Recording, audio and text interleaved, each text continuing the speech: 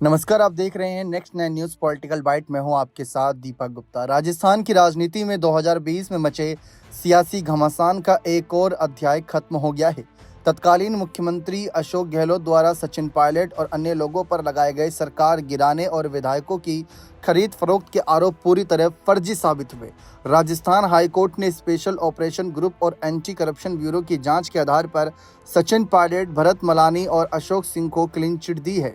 Court ने ACB की closure report को स्वीकार कर लिया, जिसमें कहा गया कि इन आरोपों के समर्थन में कोई ठोस सबूत नहीं मिला।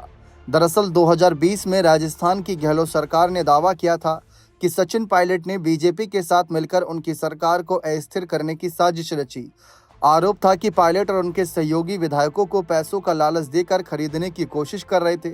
10 जुलाई 2020 को एसजीओ ने उदयपुर के भरत मलानी और अशोक सिंह को गिरफ्तार किया और उन पर सरकार गिराने की साजिश का मुकदमा दर्ज किया। बाद में सचिन पायलट को भी इस मामले में आरोपी बनाया गया, जिसके बाद उन्होंने गहलोत के खिलाफ खुली बगावत कर दी थी। गहलोत सरकार ने दावा किया था कि एसओजी ने तस्करों के नेटवर्क की निगरानी के दौरान फोन टैपिंग में सरकार गिराने की साजिश का खुलासा किया था। एक ऑडियो क्लिप भी सामने आई थी जिसमें कथित तौर पर विधायकों को खरीदने की बात हो रही थी। गहलोत ने इसका इस्तेमाल कर पायलट और बीजेपी पर हमला बोला था। एसीबी और एसओजी की गहन जांच में साफ हुआ कि ये आरोप बेबुनियाद थे। जांच में शामिल फोन रिकॉर्डिंग में कोई राजनीतिक साजिश, रिश्वतखोरी या विधायक खरीदने की बात सामने नहीं आई। रिकॉर्डिंग में केवल सामान्य बातचीत, सट्टेबाजी, जुआ और निजी चर्चा थी। बैंक खातों की जांच में भी किसी संदिग्ध लेन देन का कोई सबूत नहीं मिला। इसके अलावा किसी भी विधायक ने यह नहीं कहा कि उनसे खरीद फरोख्त के लिए संपर्क किया गया।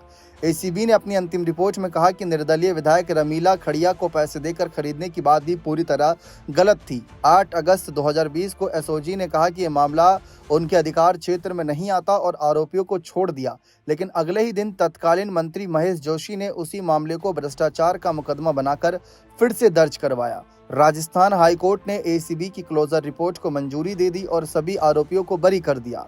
भरत मलानी और अशोक सिंह ने कोर्ट के फैसले का स्वागत करते हुए गहलोत सरकार ने यहां पर कहा कि हमें और सचिन पायलट को बदनाम करने के लिए जानबूझकर फंसाया, अब सच सामने आ गया।